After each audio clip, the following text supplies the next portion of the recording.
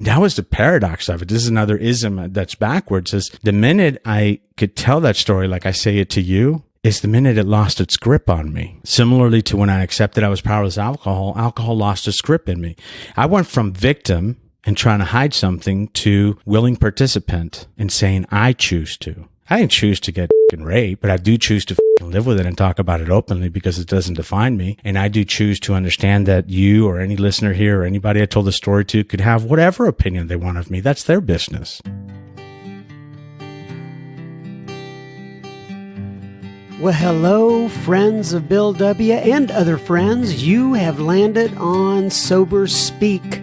My name is John M. I am an alcoholic, and we are glad you are all here, especially newcomers. Newcomers, that is, both to recovery as a whole and newcomers to this podcast.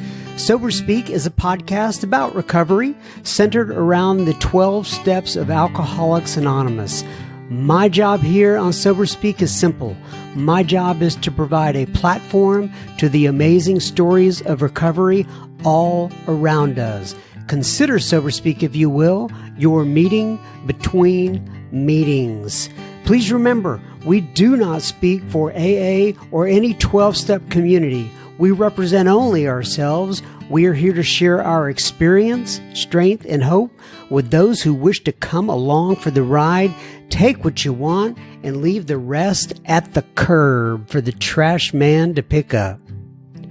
Hello, my little chickadees. That was the voice of Mr. Andrew A. that you heard at the beginning of this episode, and you are going to hear so much more from him in just a moment. But first things first, this episode, the one you're listening to right here, right now, is brought to you by Mr. Micah and Ms. Eleanor. You know what Micah and Eleanor did? They went to our website, soberspeak.com.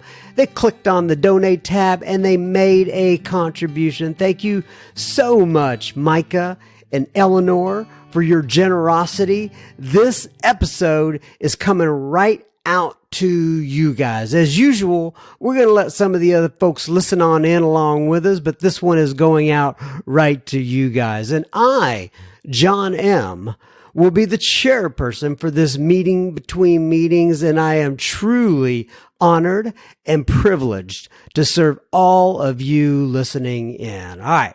So it's been a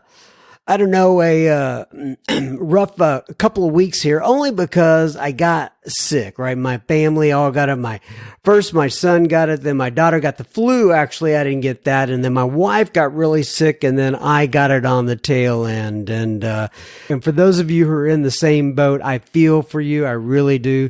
Sometimes it feels like that the sickness is just going to last forever. But as we all know, it never does last forever. But that's what my little pea brain tells me, is that I'm going to be like this forever, but I'm really not. But anyway, the only reason I bring up being sick is because of this. I was in bed the other night.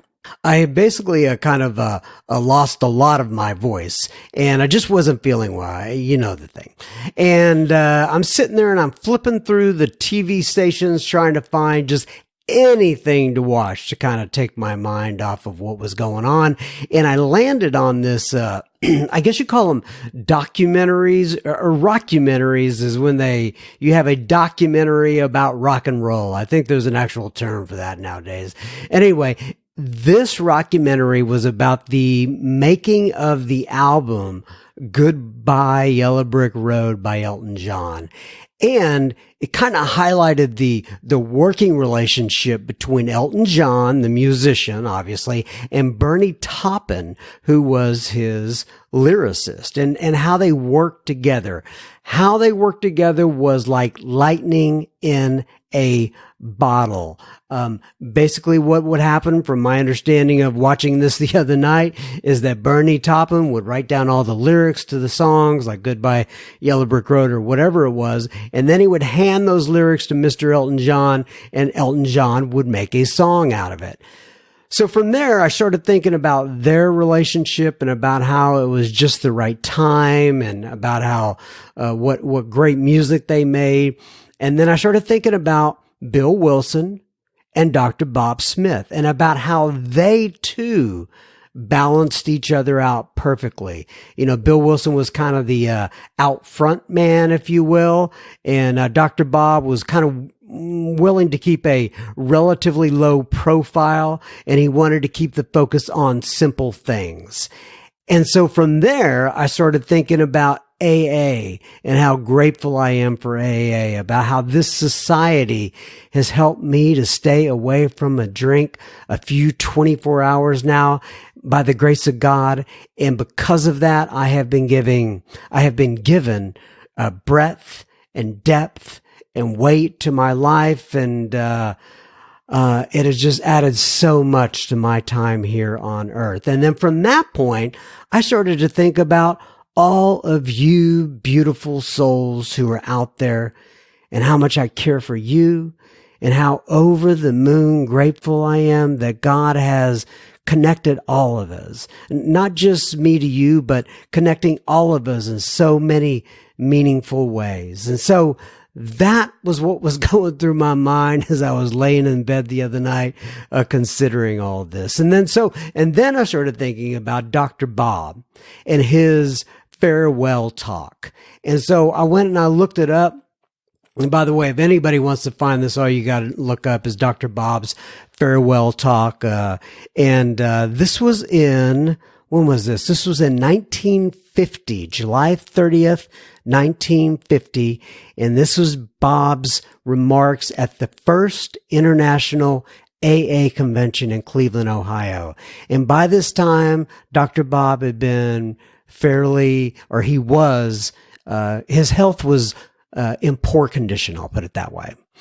And he came out and he gave a very brief speech, and it said this: "My good friends in AA and of AA, I get a big thrill out of looking over a vast sea of faces like this with a feeling that possibly some small thing I did a number of years ago played an infinitely small part in making this meeting possible.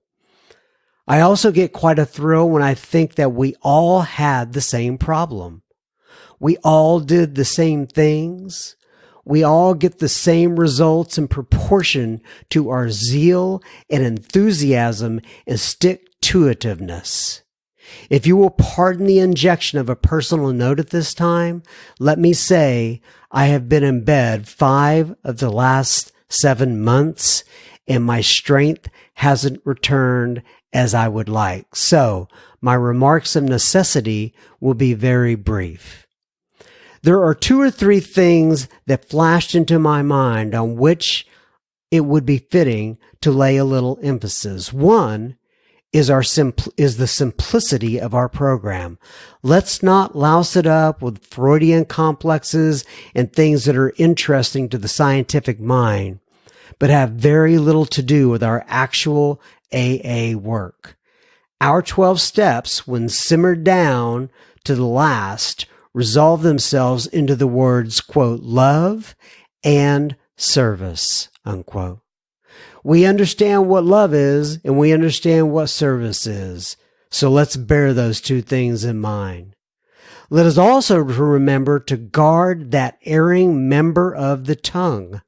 If we must use it, let's use it with kindness and consideration and tolerance. And one more thing. None of us would be here today if somebody hadn't taken time to explain to us, to give us a little pat on the back, to take us to a meeting or 2, to do numerous little kind and thoughtful acts on our behalf. So let us never get such a degree of smug complacency that we're not willing to extend or attempt to extend to our less fortunate brothers that help, which has been so beneficial to us. Thank you very much. And that was Dr. Bob once again at the first International Convention in 1950. And I just love his farewell talk. And for whatever reason, that was on my mind. Hopefully that's what somebody needed to hear today. All right. Now on to Mr. Andrew A. This episode, folks, is not for those, how do I put this? For the faint of heart. If colorful language or sometimes disturbing topics are not your bag, how do my kids say it? If it's not your jam, please stop the episode now and point yourself to one of our other 110 plus episodes, however many we have on there. We're calling this one Vaya con Dios, and I hope I'm pronouncing that right. We discuss, by the way, for Andrew, I had to learn from, if you were listening at the very beginning of this episode, you will notice that I had to bleep out a couple of his words. That was the first time I actually had to learn how to use the bleep function in editing software. So thank you very much, Andrew. Anyway, we discuss in this episode, or Andrew discusses, the psychology of sobriety. We talk about sexual abuse. We talk about how intelligence can be an impediment to getting sober. We talk about the complexities of surviving a long-term marriage and sobriety, and much more. Now, ladies and gentlemen, without further ado, please welcome my friend, Andrew A. Enjoy. Oh, and we'll have listener feedback and some other treats at the end of this episode. Okay, everybody. So today we are sitting here once again with Mr. Andrew A. So first of all, Andrew, why don't you go ahead, introduce yourself, give your sobriety date if you wish, please. Yeah. So Andrew, alcoholic, and I got sober late May of the year 2000. So do you actually have a date? Do you know the date? I've heard you say you say May 2000 all the time. Yeah, I've gone back 19 years on the calendar and trying to figure out, did I get drunk on Friday or Saturday? And then there's this other part of me that goes, maybe it was Thursday. All I know is that my wife was out of town and I went totally off the rails. And it was towards the end of the month. So I just take a range, and I don't take a chip usually till like the very end of the month, just to be safe. Okay, so I know that we have a lot of Spanish-speaking people who listen to the podcast now. Mm-hmm. So why don't you go ahead, give your sobriety date in Spanish, and say whatever you want to say in Spanish. And it's been a while since I've been gone. So it's Mayo del año 2000. And probably the most Spanish I say now is Vaya con Dios, o que Dios te cuide, which is go with God, or may God keep you safe. Very nice. Those are the two that I always spit out to my children as they're leaving the house. I got you. Yeah. And so tell people where you're from originally. Yeah, originally I grew up in Venezuela. My dad was an American expat working down there. And then at age 14, so it was probably early 80s, I think it was like 82, 83, we relocated back to California, which is where he's from. The company he was working with had finished their project down there, but he had lived down there for 20 plus years. So I moved to Oakland and I learned Spanish at age 14. So how to put this? I'm a Hispanic guy that looks white and moved into a black neighborhood. So, yeah, there are several talents I picked up there, like being able to like run and box at the same time. Run and box at the same time. To this, I haven't been there in probably 40 years. And I live in a suburban area. I mean, like you can leave your door open kind of place. I know not the rest of the world's like this, but and when I'm leaving with my kids, I'm like, did you tie your shoes? They're like, what do you mean? And I said, well, a fight might break out. It's been so ingrained in me, like I don't really, when we go sit down, my wife sits against the wall and I sit facing her, it's like good and bad. Number one is I get to focus all my attention on her when we're talking, which eliminates the, are you listening to me argument? But I am nervous as shit with my back against the door. I like to be the other way around. I rarely ever walk into anywhere knowing how am I going to get out of there. That's interesting now that you say that, because I know that when you come to Alcoholics Anonymous meetings at the Frisco group, Yep. you, for the most part, sit with you won't have your back to the door. I'll put it that way. No, I don't know what that's all about, man. I mean, you're a small kid in a very violent city, and there's nothing you can do but just escape whatever happens. And, I've seen fist fights on a bus, and you're always just waiting for something to explode. So I'm 50 years old, and I can go to Oakland, California, or downtown Houston or South Florida. If the shit looks like it's going to blow up any second, I'm in heaven.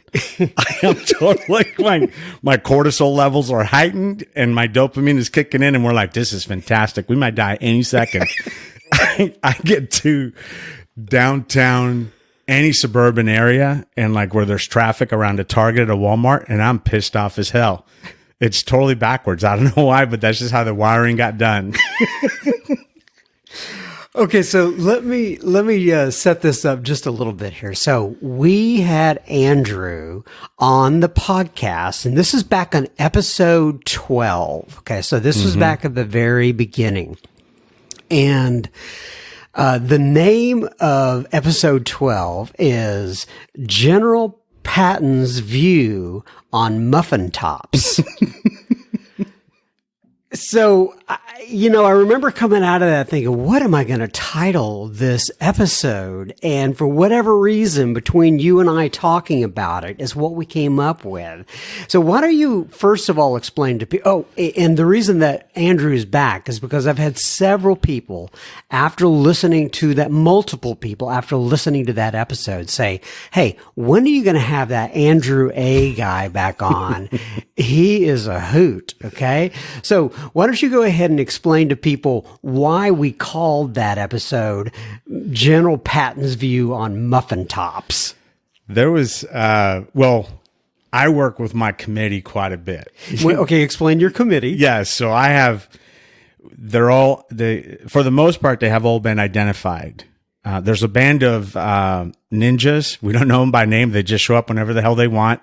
And I could be making pancakes, and then suddenly it just explodes in between my ears. Okay, but right. So people know this is what's going. When you say your committee, it's what's going on. It's what's going on in brain. between my ears. Yeah, but there are 3 or 4 steady characters, and Patton is one of them. And so it's always like the George C. Scott with the riding boots in front of the American flag. That's basically, I could think this did not go my way, or I'm a loser, or whatever. Just whatever thought shows up. I don't know where they come from. They just show up. And Patton is in between my ears, and then he just goes into full-on screaming at me mode. Like, you fucking piece of shit. You should have fixed this thing a long time ago. And sometimes he jumps up and defends me. It's rare, but Patton is really the one that badgers the shit out of me. It's probably the encapsulation of my mother talking to me, like older cousins. But the muffin top situation came about when I was putting on weight, and I was wearing like extra large shirts to hide my muffin top. And I just remember looking in the mirror, and Patton was alive and well, going like, "Look at you, little tubby, you fucking cupcake." So I think that's pretty much how it came about. But it doesn't matter what's going on. One of these guys is going to come out, because in the polar opposite, I got a dude that looks like a NASA administrator. You know, the white short sleeve shirt, pocket protector, black tie. And he's always walking around with a coffee cup. He's pretty much the one that's trying to keep the monkeys off the panel, but he's always on break. So we don't know if we don't know if he'll make his 90 days. And what's the one who eats a lot? What's her name? Oh shit. Yeah. My alter ego, Ashley. You know, if I get around, I always remember I'm an emotional eater among many, many things, you know, but, sometimes I'll have like an upsetting phone call, and I wake up like Harrison Ford in that movie, The Fugitive. Like, I just come to, and there's open peanut butter and jelly container and a big ass spoon. And I'm like, and the gallon of milk is right there. I'm like, what just happened? I blacked out and started emotionally eating. And so the person driving that is my alter ego, Ashley. Ashley's a little fat ass. Ashley likes a lot of Snicker bars and a lot of Babe Ruth. She thinks, 100 grand bars are delicious. Like, who the fuck eats dehydrated rice covered in chocolate? But Ashley does. She thinks they're great. So yeah, we're always trying to keep Ashley at bay. I should probably name the NASA guy Terrence. Terrence has got to get on Ashley's ass. By the way, Ashley that name is used in our household now because my wife listened to your episode and she said, "Oh, look, Ashley's coming out with me today." Yeah, I could be neck deep into some like sour cream and cheese chips and eating salami wrapped in Swiss cheese. I mean, look, I'm a chef by training, but for the most part, I still eat like a 14-year-old stoner. And so, I could have hot dogs wrapped in a tortilla with hot Cheetos. Dude, Ashley is doing pirouettes in my brain when that's going on. She's like, "This is great." She's like, she has me giggle at some of the shit we eat. Oh, okay. All right. So right off the bat, we got off track, and that's okay. Exactly. I love it. I knew we'd get off track. So, all right. So back to the steps and sobriety and all that kind of stuff, right? Because that's what this thing's supposed to be about. That's exactly it, yeah. All right, so I know that, okay, you have what I would call a different way many times, not only of looking at life in general, but a different way of looking at sobriety and how you navigate it and I guess the psychology, if you will, of sobriety. Yeah. Talk to me about how maybe you see things a little bit differently than others. Well, I don't know. Let's see. Probably, I know, okay, this is how I determine when I see things different than other people. I have enough emotional intelligence that when I'm sharing, you sense the mood in the room change. Some people are rolling their eyes. And I think the biggest one is I don't take it too seriously. But I don't take it too seriously as in the sense of half-assing it. I just don't take it too seriously in the sense that if it doesn't work out the way I think it should work out, I'm okay with it. So I spent a lot of time detached from outcome. And I think that's a lot of what got me drunk. I wasn't where I wanted to be or where I thought I deserved to be. So I was always looking at like an end result. And if I didn't hit that result, then emotionally I would do whatever I did. And look, everybody reacts to their disappointment's different, right? Some people go shopping, some people go fucking, some people go to Vegas and gamble shit. My brand was alcohol, so, where I look at it very differently, and I take humor very, very seriously. That's another one that, it's one of my Andrew isms, where I have to flip this thing and I have to deconstruct it and reconstruct it and re-engineer it so that it works for me. And so the biggest one is I find most of my power in vulnerability and in being honest. I find most of my power in focused on the effort as opposed to what the end result would look like. And what's crazy about it is that in my alcoholism, at 19 years sober, and I first walked into these rooms at age 13. I didn't get sober till I was 30, 31. And I had come in and out a lot. But one of the biggest things for me was just to be able to, as unique as I thought I wanted to be, or as unique as I thought I was, very quickly realize you're unique just like everybody else. Mm-hmm. It came to, look, just go engage in the effort, start doing the work. Whether I did it right or not, it didn't matter. The number one objective was just don't drink. Because once, we know this, or I have years and years of that heartbreak of where I woke up and said, I'm not going to do this again. And around 2, 3 p.m., all of a sudden the craving comes back. And then I'm drinking. My motor skills are shot to shit, but my head is very, very clear going, there you go. And then Patton is alive and well around that time. Here you go, you fucking loser. You fucked it up again. You're good for nothing. Just go ahead and accept who you are. And so that internal self-talk was so aggressive that I had to take that and just kind of flip it and understand that me talking to me that way was really coming from a place of love. And so I started realizing that I'm perfectly imperfect. So I embraced a lot of the shit that I was avoiding. And AA was great in stopping the drinking, but like we say, it's never the drinking, it's the thinking. That's the good news and the bad news, right? Like the good news is you don't have to drink again. The bad news is you are wherever the hell you are.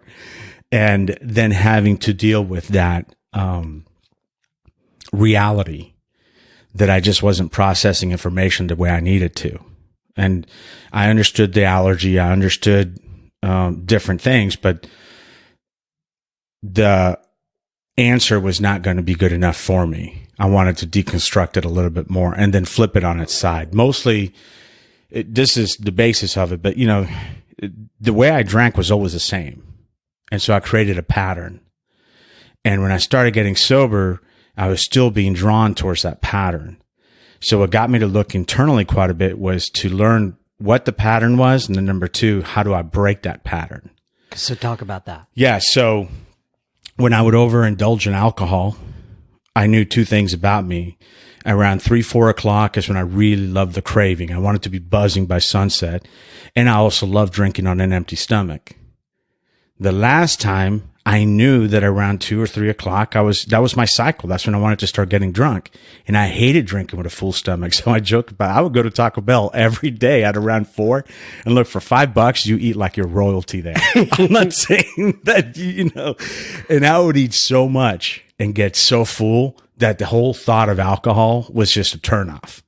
And so that's when I really started going, oh shit, I get it. And so I kind of went one thing at a time. I mean, alcohol was the biggest one. I didn't need to solve my alcoholism. I just needed to not drink. And that was one of the things I would do. I'm not endorsing this. This is just my path, but I used to smoke and drink, and, you know, people are like, well, you quit drinking. How about cigarettes? I'm like, not yet. You know, it's kind of like I wasn't going to start running sprints when I barely just figured out how to walk. Right. You know, like everybody gives you like really good advice, but and I took some of it and then it would explode in my face, and then Patton would come back and go, you loser. Because I never think, oh, that was wrong advice or I should have never done that. I always think I'm a loser. You know, there's people in my lizard brain always operates like everything is a saber-toothed tiger that's trying to destroy me. So like you could say, hey, John got a promotion at work. And I don't say, hey, congratulations, John. I think, see, Andrew, you're a fucking loser. You're a dumbass. You'll never get a promotion. That's my first line of thinking every time for everything. You can beat me to the red light and you don't even know we're in a race. And I think you're a better human being than me. You know, like, and so like if you drive a Beamer or an Audi, clearly you're a better human than I am in my Ford. But what ended up happening is I would realize that thinking, and then I'd force myself to drive shitty cars. No kidding. I basically got into a place where I was very comfortable in my discomfort. And that allowed me to, the shit that was just kind of popping up, it would just allow me to turn around and look at it. And I wasn't judging it. It wasn't right or wrong. I didn't want to make it a ethical thing. I mean, I didn't arrive here. There was a lot of trial and error to get here. That's not how I started. But then I started thinking, does it work or does it not work? So going to Taco Bell, and I'm a pretty healthy guy, and smoking cigarettes is not congruent with a guy that's getting up early in the morning to go do deadlifts and squats and run sprints. But it served the purpose of not allowing me to get drunk. And that went on for, I don't know, maybe 6 months, quite honestly. And I did put on weight. But I was okay with the weight. I figured I'll just lose the fucking fat after I get over the whole drinking thing. So it was like one thing at a time. But I'm the kind of guy that wants everything right now, which I'm sure I suspect most of us are. You know, like it's Monday or Tuesday, and I'm like, I got to lose 50 pounds and make $1 million by Friday at 10 because I don't want to work Friday afternoon. And then then it doesn't happen. And then I'm surprised it didn't happen. It's so fucking weird the way I think in that way. You know, I could talk to you about weight loss while eating bologna and mayonnaise sandwiches and think it's totally okay. You know, like you have lung cancer. Well, I don't know. Let's go smoke cigarettes. So it's like, it's very backwards. And I know it is for some people. And, you know, just in the program, everybody I sponsor came up to me because, dude, you have such a weird way of looking at it. I need that perspective. Right. Because we get trapped on if you do A, then B happens. And I did the book, I read the book, but I can't quote you pages from the books. I know when the shit hits the fan, I need to go to page 64. I know when I'm in fear, I need to go do a fear inventory. I know that when I'm very anxious, my mind is elsewhere and I need to recenter myself through meditation. But my stuff is all very diagnostic now. And so if it was very structured, I never thrived in it. I have such issues with authority that even the structure sabotages me. So I have to find a way to like mentally masturbate myself into doing shit I don't want to do by thinking it is what I want to do. It's very schizophrenic, hence Patton and everybody and Ashley. And those are just two. And the anonymous guy that works for NASA. You strike me as highly intelligent. Okay. And I mean that, I mean, it's a compliment, but I'm wondering how that affected your ability to get sober. Because you know how you hear sometimes intelligence can be an impediment. Oh, absolutely. I mean, I remember one of my first sponsors going like, this program is very hard for intelligent people. And, the statement, I thought he was just making a statement. But then I realized it wasn't necessarily a compliment. He was passive aggressively doing like, you're an intelligent guy. But actually he said smart. He goes, this program is very hard on smart people. And I was like, yeah, I'm smart. And then it just kind of started connecting the dots. And so, yeah, the overthinking, there's that joke like never fuck with an overthinker or never lie to an overthinker because I'm always looking for holes in the story and I'm cynical and I always think everybody's trying to fuck me. So like I have this comment. So like you can come up to me with, here is, as they did with the big book, here's the solution to live the life you want to live. And I was like, yeah, well, how are you making money? What's in it for you? Right. What's your shtick? I mean, a man hugged me and I'm like, maybe he's gay. Right. I am a handsome and smart guy. Like my imagination goes places. I don't know, somewhere, somehow I read maybe in Vogue or something, like a woman's sign of finding you attractive is playing with her hair. I could be next to a woman who has dandruff and I'm going, she wants me. She's scratching away and I'm thinking she wants me. So in the very, yes, I am intelligent, but I never thought of myself that way. I was always just trying to beat the system against myself. So I was never this reflective, but so once the drinking goes away, my thinking stays. And so how come here I am feeling inferior to somebody else? And then I would just sit there in that discomfort and go, what are the thoughts that came to me when I did that? So in the beginning, it did work against me quite a bit, and then sometimes as I'm healing, it works against me. What do you mean as you're healing? I still have to do step one, maybe once a week, where I'm powerless over something, or I don't get a craving, but I'll definitely have that thinking of inferiority. So my isms are still pretty alive. I mean, if I get hungry, tired, lonely. So there are some times when I'm not in the now, if I'm time traveling to the future, I'm pretty anxious.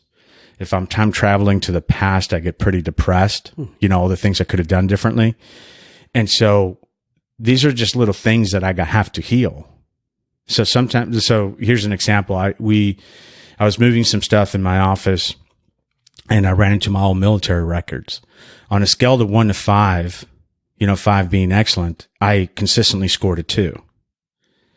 And I just remember looking at those records with disappointment and pain for that past me who was afraid to give anything an effort. And then those feelings kind of came up again and I was sad. And so I was like, well, look, that was you. You clearly had to go through that in order to get to where you are right now. And if you could travel back in time, would you go fix Andrew or would you go back with like lottery ticket numbers for a mega win? And then maybe, like if I'm going back in time, I'm not fixing that shit. I'm going back and I'm like mowing lawns like a motherfucker investing in Facebook. That's what I'm going to do. But, as intelligent as I like to think I am, labor is about the only thing I really got going for me. But that's the healing. And sometimes it just comes up, it just on my way here, I get into an argument with my wife and I'm in the shower and I'm thinking, instead of listening, I opted to be clever. And by the time the shower, she's still pissed. And I'm just like, okay, why was that? Well, she was making me feel like I was a bad dad because we were talking about one of the kids and what she thought I needed to do. And the point is, I didn't go get drunk. I didn't scream and yell at anybody. I didn't slam any doors. So I'm still healing. I'm always healing. And that's when I go, like, the fact that I'm always seeking, or that I think it should be comfortable, is really the biggest lie. You know, I'm the kind of guy that if Jenny Craig offered me an opportunity, I'd be like, I'll be right. First, let me lose 10 pounds and then I'll come over. Right? Like, what the fuck? You know, like, I remember hearing it, like, you know, when I first came to AA, it was like, I'll give it a try. I behaved like a tourist, right? I sat by the door, by the coffee machine. I didn't hang around too much past the prayer. I'll give it a try. And if I think it works, then I'll fully commit. Well, that was in and out for 10 years. And that was the biggest lie, was me thinking that I could take it for a test drive. And then here's another ism, was doing anything fully extreme for me, fully committing to it, burning the bridges, is actually easier on the psyche. And that was my burn the boat moment. So I've switched that to come in, take it 100% fucking seriously, like it needs to be, and it'll work out. But I was thinking, if it kind of works out, then I'll commit. And it's like, I can't half-ass commit. And and that's where, as an alcoholic, I didn't half-ass commit to a 12-pack. I killed that bitch. So the tools, or some of my behaviors as a drunk, are actually the same behaviors I'm still using as a sober person that are helping me stay sober. So, you know, I always thought drinking was a very selfish activity. Oh, not me. I was told it was very selfish by everybody who wanted me to stop drinking. So we thought two things. A, they were wrong. And B, what the fuck do they know? But that level of selfishness is what has kept me sober. It was to be able to make 4 meetings in a week, or 2 or 3 or whatever I could make. It was my selfishness to get up and not want to, but if I get up earlier so that I can meditate and journal before my kids get up. Right. Because if I don't do that, I'm yelling at kids. If not physically, I'm definitely doing it inside my head. Patton is, you know, driving that bus.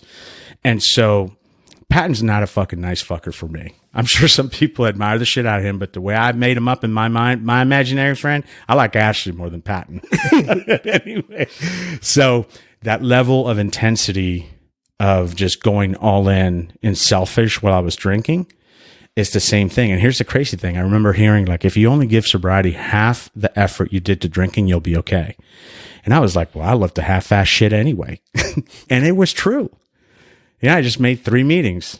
And it was very, very selfish to do Friday nights when I thought I should have been home. But then I also have to think about it. If I would have been home drinking, I would have not been present. I would have been escaping. And if I'm at a meeting on a Friday night, I'm very present, even though I'm not around my family. But when I come back, they get all of me. And so that's just one of the many things that I did as a drunk that I still do as a sober person. It's a flip side of the same coin. You know, selfishness. Let me take a little break here. We will be continuing our conversation with Andrew A. in just a moment. Just a reminder, you are listening to Sober Speak. You can find us on the World Wide Web at soberspeak.com, and there you'll find over 100 other episodes which you can listen to for free. You can also find the donate button on our website, which you can use if and only if the Spirit moves you to do such. Please keep in mind, this is a podcast funded by you, the listener. Sober Speak is a self-supporting organization through our own contributions. We are not allied with any sect, denomination, politics, organization, or institution. We do not wish to engage in any controversy, neither endorse nor oppose any causes. All right, now back to Mr. Andrew A. So, I want to ask you so first of all, I think I want to go back in time a little bit here because I got a lot of comments on this when you actually did episode 12. Okay, both people in person to me and people that wrote in to the program. And you talked about some even though we joked around a lot, Yeah. You talked about one very serious matter, which was some sexual abuse that you experienced when you were a child and how that affected you in growing up. And can you say what you want to say about that, right? It's a tender subject, if you will. I don't want to take it lightly, obviously, but just talk about how that experience kind of affected you, your sobriety, and maybe even today. It was the experience that got me drunk. I just didn't know I was holding on to the experience. So a lot of the persona of who I am, with the tattoos and the fighting and the size I've put on through weightlifting and eating, Ashley has been part of making me a big boy. Well, remember, in fact, you were coming up here. My daughter saw you, and she saw you walking up to the door. She said, "He looks like a nice guy." I said, "He is a nice guy, but I can guarantee you, I would not, unless he was on my side, I would not want to cross his path while I was drinking." Yeah. For sure. You know martial arts as well, do you? Yeah, I do. I grew up boxing, and then I grew up doing a lot of Krav Maga is really where I ended, but a lot of karate, taekwondos, very little jiu-jitsu. I'm not if we go to the ground, I'm biting and pulling hair and, pushing eye sockets in and punching the crotch. Anything that goes to the ground, I'm pretty much inefficient at. At that point, I might just start screaming and scratching your eyes out. But standing up, I think I look pretty good. You're imposing. I mean, in a good way, but you have a kind of a baby face at the same time. You have this baby face, and that's it. I always said, I'm just a scared little boy, and I wrapped up a big old body around it, and then we tatted it up. I guess I was 6 years old, and I was getting abused by a kid that was like 13 or 14. And it was just, we would get let off the bus, and he would just put his hand on my back of my neck and just escort me to, a private place somewhere in the parking garage. And I grew up in the city. Or, he would just attack me in the elevators.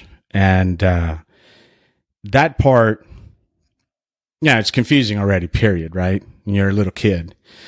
And I've done a lot of work on this. So the fact that it leaves my lips this easily is probably more reflective of the fact that I have just accepted it, kind of like our step one. I'm powerless over what happened to me. I was 6 years old, but up until the age of like 40, what that 6-year-old was saying about me, I believed. You're a homosexual. You let this happen to you. You're to blame. And that was bad enough as it was. But the one that there were two things about that situation that I kept really locked down tight. The abuse was escalating to where it was getting more physical, a lot of punching and that kind of thing. And there were a couple of times where I willingly pulled down my own pants. And that scene would replay in my head over and over again, going, "You fucking faggot, you wanted this."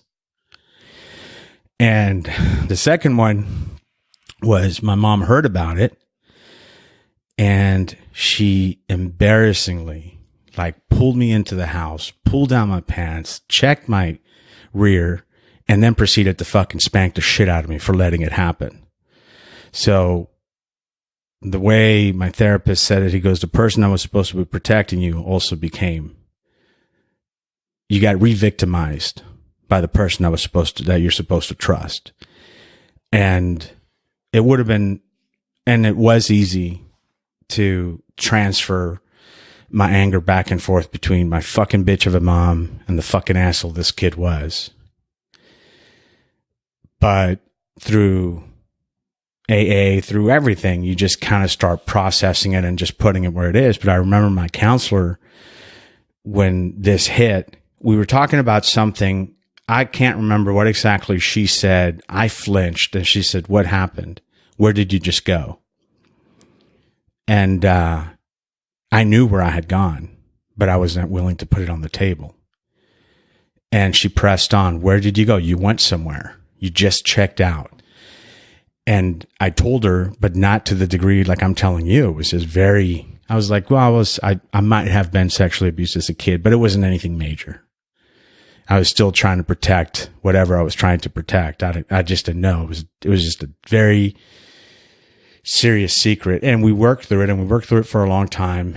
The way this came about was my son said something to me, and for whatever reason, I was able to, he had a strong opinion about somebody. And I just thought, this little shit 6-year-old, what does he know? And I don't know, it was a God thing, because I still remember I was standing in the kitchen and thinking, but the 6-year-old in my head is saying those things and I'm believing them. If my son says you were a faggot or you whatever, I'd be like, what the fuck, kid? What's wrong with you? You know? But the 6-year-old Andrew was saying that, and I was taking it truth. I forget, they had a name for it, like you transferation or something. I didn't really care too much for the medical component of it as much as I was like, yes, that's what it was. It was him being a child that helped me realize that I was, as an adult, living with a child opinion of myself. And it wasn't a good opinion. That kid was not equipped to have an opinion. And so as we're progressing through the therapy, two pivotal moments was when I finally disclosed that I pulled down my pants and this, and she goes, that was God protecting you. And I fucking lost it. Because you kind of go, what kind of a fucking God does that to its child? And she explained to me that, and they were like, the beatings were getting so much worse, they were going to escalate even more. And he actually helped you. Because it stopped soon after that for, I don't know why. Maybe it was no longer fun to have a willing participant. I've never been an abuser, so I don't know what the fuck was going on through that kid's head. But the second thing that happened from that was my relationship with God got stronger. And so going back to the point of transference, I thought, if I'm his son, how he loves me. And so I was able to think, how do I love my son? And if my son was in a similar situation being abused, and it was either survive the abuse or let the beatings continue to where you could possibly get hurt, my advice to him would be like, just go along with it and then we'll salvage you. And that was the first time where I understood that kind of love, where I know how God loves me. He will never take away my integrity for me to burn my hand doing something wrong, even when I know it's wrong. He will never take away my integrity for me to grow from my mistakes. I mean, I'm in sales and we do a lot of trainings on how to, get better. There are no trainings on how to spend commission checks. So I never learned. I have learned, but there's not a lot of lessons that I play when shit went right. There's either winning or there's learning. And that was a big learning. What I thought was a failure, what I thought was part of my identity, what I thought determined my future as less than, was actually what fucking built me. And what do you mean built you? Overcoming my opinions of myself as an adult that I had lived with for so long, and just accepting them as a observer of them, not as a willing participant. It allowed me to just accept life on life's terms. I was accepting other components of life. I was sober already, I think 10 years at this point, but not everything in my wheel of life was perfect. I mean, sometimes my marriage is great, but my business sucks, and physically I'm doing fantastic, and spiritually I'm doing fantastic. My sobriety's fantastic, but there's other times where my marriage sucks, my business sucks, but my spirituality's doing fantastic. And so this one thing was just, I got to take it out of my DNA, or who I thought I was, and use it to become who I think I am. It took me to such a low place that takes you to a higher place. I mean, I would never in 1,000 years compare myself to this, but when these guys talk about stuff like this, it makes sense to me. When somebody got injured and they can no longer walk, they're in a wheelchair, and they're thankful because now they view life so much differently. like the colors are more alive, or, their emotions. And the grateful alcoholic, we all have them in our meetings. If it wasn't for my alcoholism, I would not be here. I'm not sitting here because I'm a fucking drunk. I'm sitting here because I've been able to process the fact I'm a fucking drunk and I didn't jump off a bridge off it yet. Anyway, I don't know. I don't know what the future holds. It's given me like a level of peace to do Mondays on Mondays, Tuesdays on Tuesdays, Wednesdays on Wednesdays. And that for so many years, I remember my psychiatrist explaining my anger, how I would just explode. And I'm not a pleasant fucking guy to be around when I'm pissed. Like, I'm not beyond taking hostages. And he would say, if you feel that you're being taken advantage of, it becomes a life and death situation for you. So in a sense, I become powerless over my abuse of somebody if I think they're taking advantage of me. That's where that saber-toothed tiger comes in. That's the saber-toothed tiger. And that's because I still remember as a small child, after my mom beat me up, that I was like, this will not happen ever again. I started fighting that guy a little bit back more. I still got my ass kicked, but I was no longer fun, I guess, to pick at. And then that set me off through a different path where I was always very abundantly cautious of people that try to get close to me. And then it was easier to just attack them versus waiting for them to attack me. And I used to shotgun for everything. So even if there was no intention of them attacking me, it didn't matter. I had to be the alpha. I had to be in control. And if you were stronger, smarter, wealthier than me, then I had to neurolinguistically beat you. I had to be funnier. I had to be more demeaning.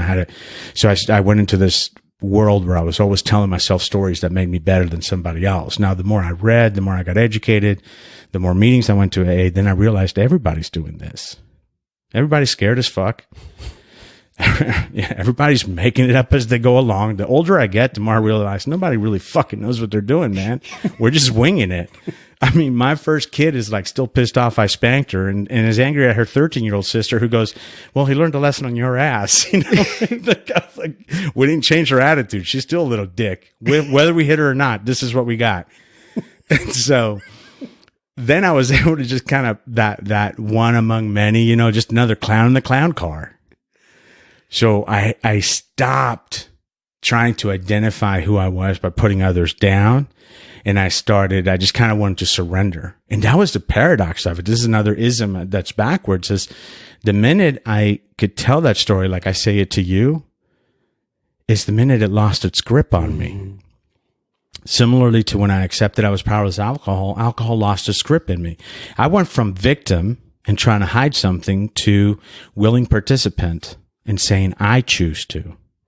I didn't choose to get fucking raped. But I do choose to fucking live with it and talk about it openly because it doesn't define me.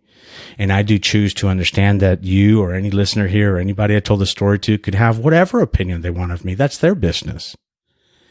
This is one of the best examples. Now, I've been married for a very long time, like high school sweetheart. And, we're going on almost 30 years married.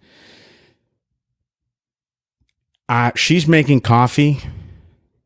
I'm getting upset about how she's making coffee. I'm starting to have a reaction as to how, shit is not going along the lines of the ruler, Andrew. And I'm getting tense and she looks at me and she goes, calm down. You're not getting raped. I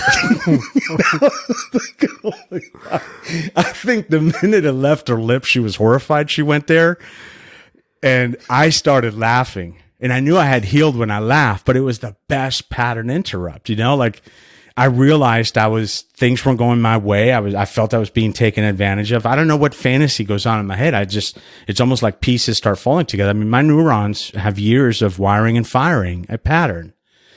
And that's where that pattern was going. And sometimes you don't realize it till it's late. And so becoming this third person that's observing it, it's like, I think we're just at an age where we just don't give a shit anymore. Like, there's an anatomy to a husband and a wife fighting.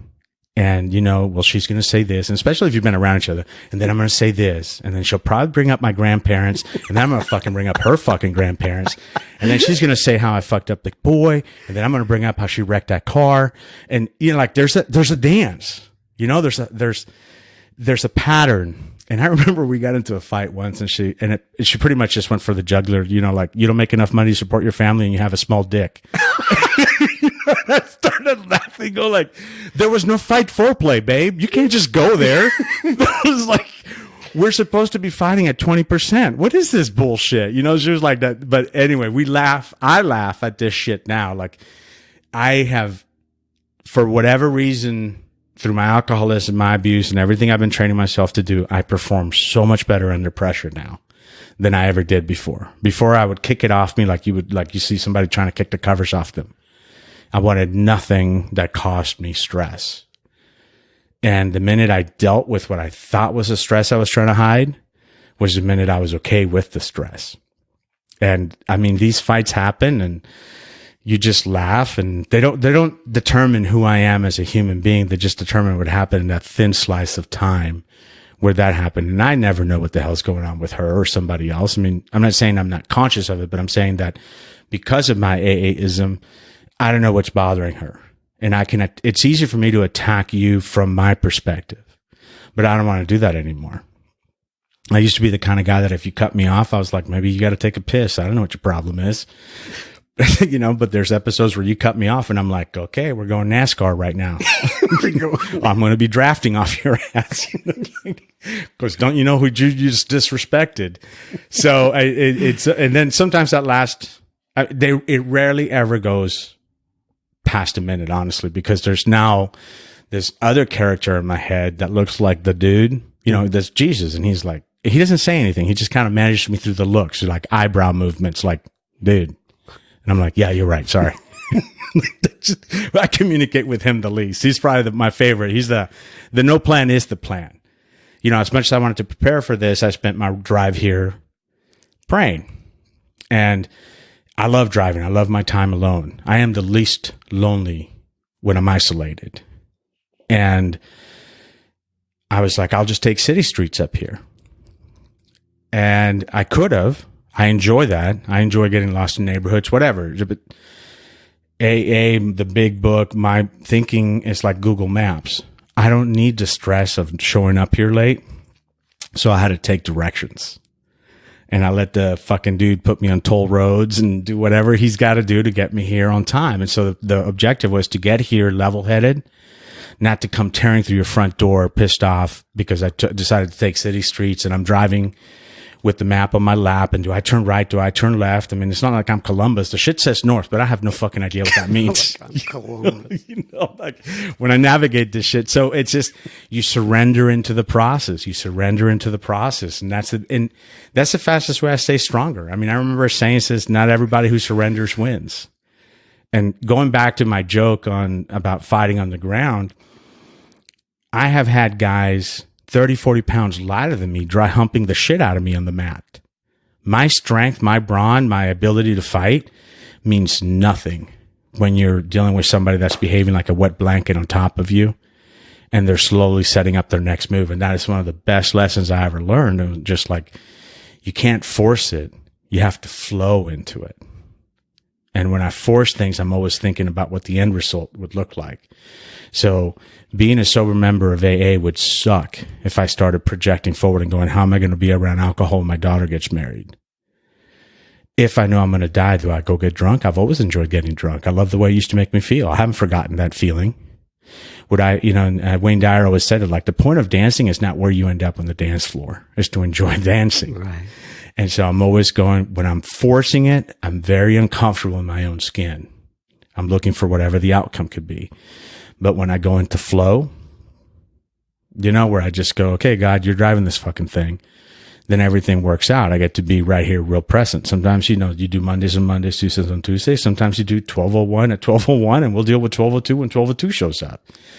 And so it's, for a guy that looks and projects himself as everything has to be manageable, I am one of the most unmanaged individuals out there. My buddy used to say it. He goes, to the naked eye, you look like a shit show. He said, but he's been working with me for so long. He goes, you follow patterns, which is another weird thing for me I stole this from one of the guys I still listen to, but it's that Navy SEAL. He goes, discipline is what creates freedom. And I always thought I was free getting drunk at 2 PM on a Tuesday, but I had so much freedom. I was restricted. You know, I forget how I put it, but it was one of these like, I felt trapped because I felt like I didn't have any choice. Come 2, 3 o'clock, I was going to get drunk. Come 5 o'clock, I was going to be flossing and using all sorts of minty shit because my wife was about to roll through the house. And I was trying to walk like, I still remember in our first house, there was a hallway and she's like, are we going to hang some pictures here? And I was like, no, I don't think we should. But it was at shoulder level. I would actually lean against that hallway and walk.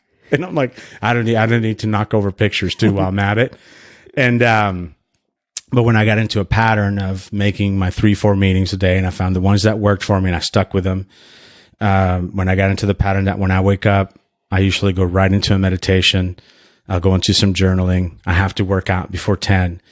All that discipline is what buys me the freedom. It is so paradoxical.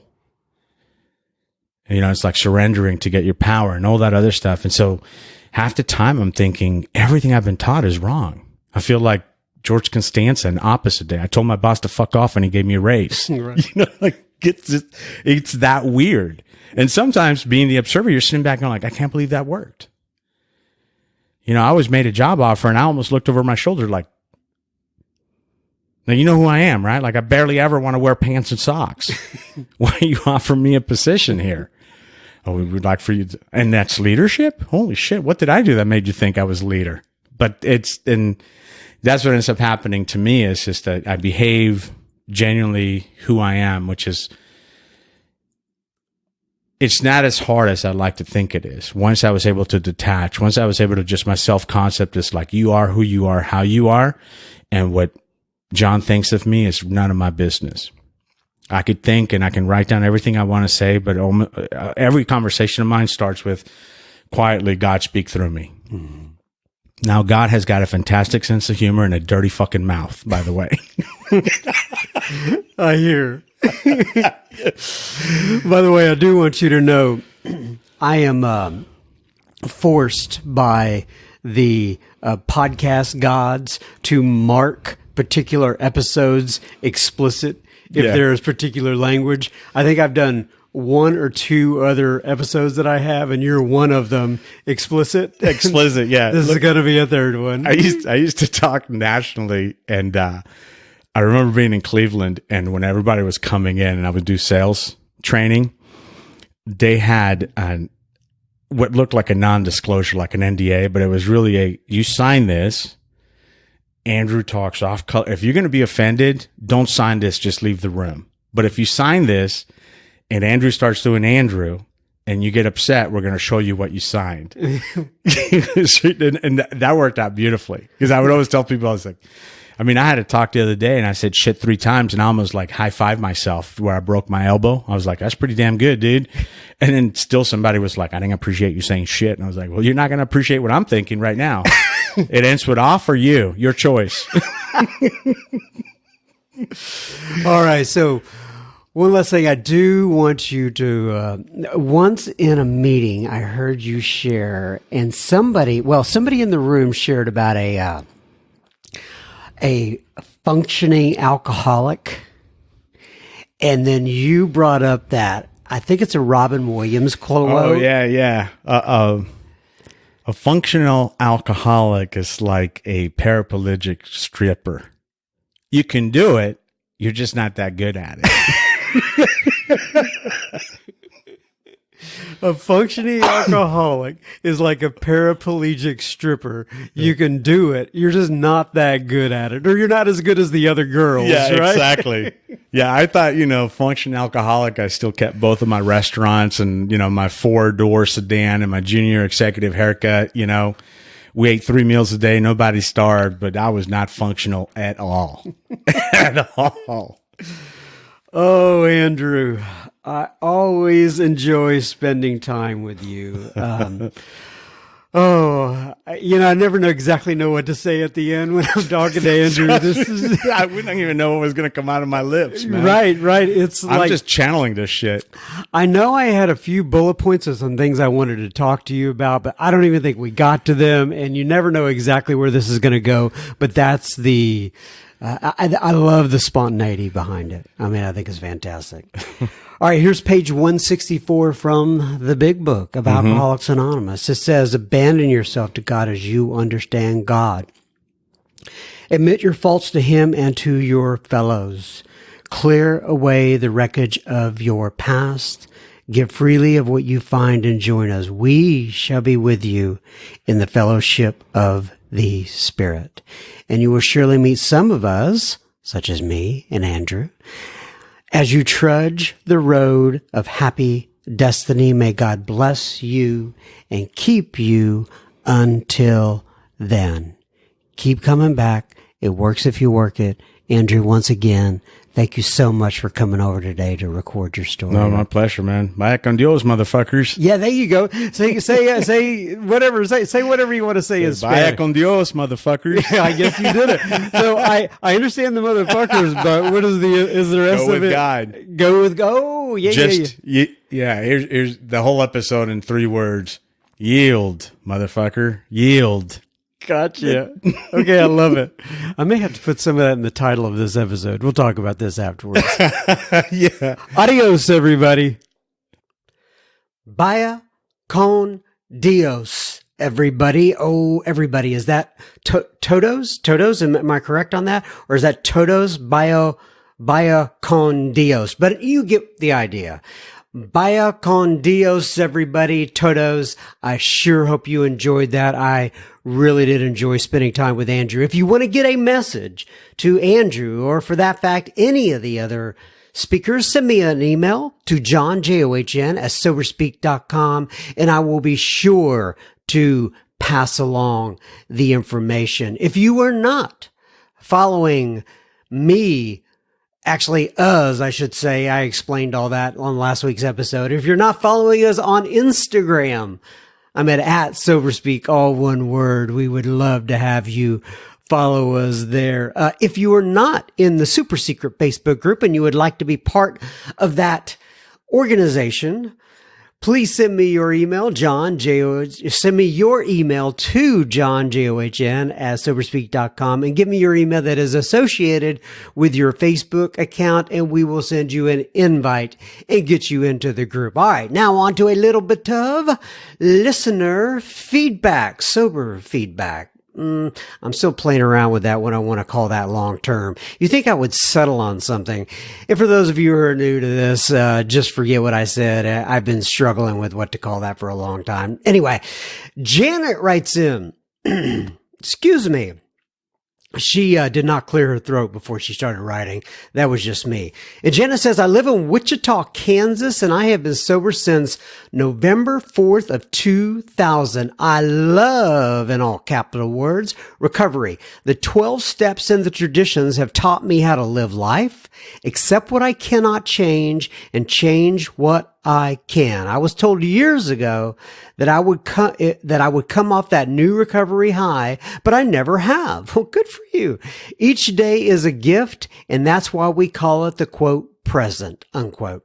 Oh, I have been through loss and gains, which I used to drink over, but life is just like that. Life. I found SoberSpeak on Podbean when I was searching for recovery podcasts. The podcast is great. I have shared it with my son, who is 60 days sober. Praise God. Yeah, praise God for that. That is great. And my ex-daughter-in-law, she's 2 years sober now, and whoever else that needs the meeting between the meetings. Don't we all? Brenda J is my all-time favorite. Would love her to come to Wichita for a roundup and speak sometime. She is so real. I hope all is well in Texas. I might try to make it to one of your Sober Speak conferences. I have family in Fort Worth. Blessing to you and to yours, Janet. That's great, Janet. And I would absolutely love to see you down here. I realize that, not everybody can make it to Texas for one of the Sober Speak live events, but I was just confirming today we are going to have another Sober Speak live event. I think I'll be able to release all the details of that on the next podcast here, on the next episode, I should say. Kendra writes in and she says, "Hello, John. Kathy Joe mentioned Sober Speak to me." And Kathy Joe is a friend of the podcast, a listener, and she communicates with us on a consistent basis. And I sure appreciate you, Kathy Joe. Anyway, she said, Kathy Joe shared a link to one of the podcasts, and that's where I heard your email to reach out about getting added to the Facebook group. I've been sober for 31 plus year, and I'm now abstinent in Overeaters Anonymous for 4.5 years, which is UFF-DA Amazing Freedom. Step work has been much deeper now than that the sugar fog has cleared. Whew, she says. Blessings. Life is too short for drama and petty things. Laugh insanely, love truly, dance lots, and forgive quickly. Peace and hugs. Kendra, XOXOXO. Well, peace and hugs and XOs right back out to you. I'm sure other people understood this, but I'm not sure what the UFF-DA stands for. It's probably text language or something like that. I'm just not too cool sometimes. Anyway, Brian writes in and he says, "Hi, John. I'm from Boston, Massachusetts." I'm from Boston is what he says. And he says, "And I'm just coming back from a year-long relapse that was very hard, both mentally and financially. What I'm working on to do differently this time is to reach out to somebody and not let my ego get in the way. I've been constantly listening to Sober Speak while driving, exercising, and before I actually go to an actual meeting. These episodes have been very therapeutic and have helped me ground myself during hectic days. In one of those podcasts, somebody said, I tried to be a part-time alcoholic and it didn't work." Man, I can relate to that.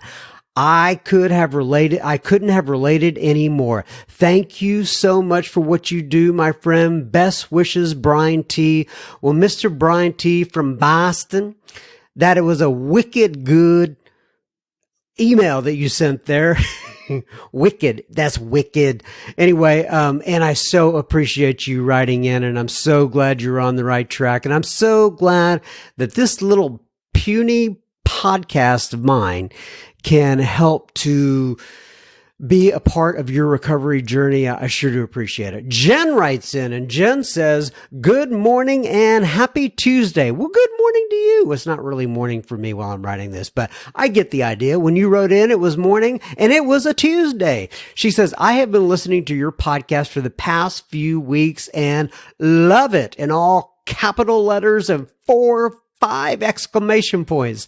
"I have told several friends in recovery and not in recovery about it. I enjoy so much the speakers and the laughter. Laughter has been such a big part of my recovery." I can relate to you there, Ms. Jen.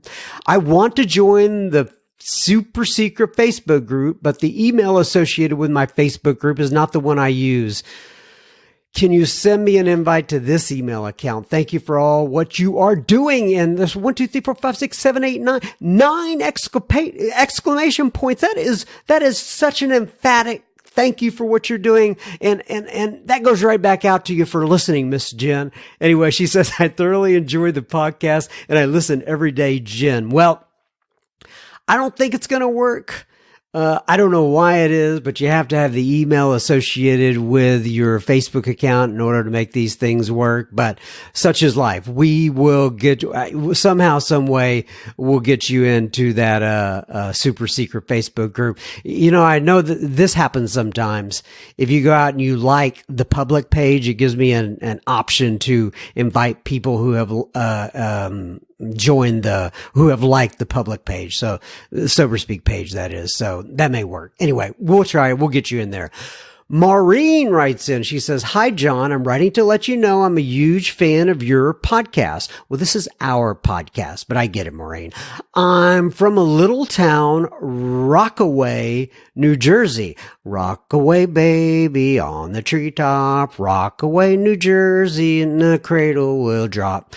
I'm so sorry. But anyway, she says, "I am 133 days sober, and I found the podcast while I was at home recovering from knee surgery, which is going great, and I'm back to work. Your podcast has saved me during some scary times." Oh, I especially love Brenda J. She is so inspiring, and her message truly spoke to me. I hear that a lot, as did many others on your show. I'd love to be added to your super secret Facebook group. And as you know, we sent you out an email, Miss Maureen. I hope one day to make it to a Sober Speak live event. And we hope that you can make it as well, Miss Maureen. By the grace of God, that will be possible. Thank you for your service. Keep it going. You are a gift to so many folks. Big heart, and praying hands. Oh, and then send from my iPhone. I could probably leave out the send from my iPhone part, but I'm just weird like that. What can I say? All right. Micah writes in and he says, "Hello, John. 100 days sober today. Quite a milestone, Mr. Micah." Anyway, says, "For several years, I have watched my life descend into madness, but couldn't get help for career reasons. I finally admitted that my life and my family were more important than any career." Good for you, Micah. "And my wife nudged me into an outpatient program." Good for you, Miss Wife. "They forced us to attend AA meetings in the evenings." What nerve. "I quickly realized that AA was not the stereotypical cult I had always had the impression of. I did 100 meetings in 90 days and I'm still going. During the early days of confusion while in outpatient, I was scared to death of being alone during the afternoons while my wife was at work. Googling for online meetings or podcasts, I quickly found Sober Speak on Apple Podcasts, or whatever it's called now. No, you got it right. It used to be called iTunes. Now it's Apple Podcasts. Anyway, your podcast kept me company on those long drives to and from the treatment center each day and gave me my meeting between meetings to safely while away my time, waiting for her to get off work. Very nice. I can tell there's all sorts of resources out there, right? Mine is one, but I'm off script now, by the way. I'm not reading from Mike anymore. I can tell when they're proactively looking for something to help them in those times of needs, that's when I go, those folks have a real good shot of making it. When they don't just sit back and wait for something to come to them, but they're proactively looking for it. And I love that, Micah. Anyway, he says, "I just listened to Brenda J. last night in the car. Wow. Most powerful yet." That must be the Sober Speak Live event. Cause then he says, "The two of you had great chemistry and she was a riot. I only cried once around 38:20. I'll have to go back and see what was at 38:20. And he says, "I know a speaker has impressed me when my initial reaction is thinking about how awesome it would be to spend an evening with him or her. Thanks for another great podcast. If you ever want to take Sober Speak Live on the road, Atlanta is a great destination with 2,500 meetings daily in our metro region. Cheers, Micah," which rhymes with "I like my Micah." What? Oh, P.S. While I am selfishly following the 12 steps for me, my boy is my reason for living. Here's Yoshi. Oh, and he gives me a wonderful picture of Mr. Yoshi. What a cute little boy. And, okay. And go back to that thing about the, Mr. Yoshi, I could stare at you all day long. What a cute kid. And going back to that piece about taking Sober Speak Live on the road to Atlanta. Here's the deal, folks. I would love to take it on the road anywhere, but really what it comes down to is kind of a matter of, logistics and expenses. The only reason I do it here locally is because, I can go across the street and do it.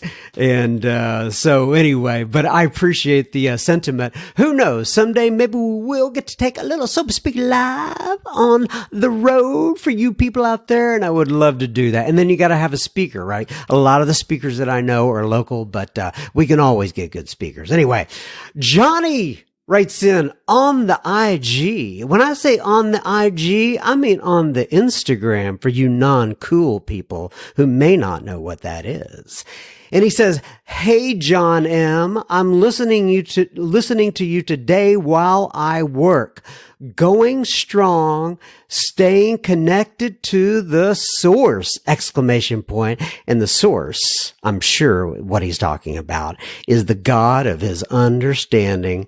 All the best to you and yours, Johnny in Chicago, ! And then he gives me a big picture with his big thumbs up, and I can see his little earbuds hanging around his ears. That must be how he's listening. And thank you so much for sending that in, Johnny.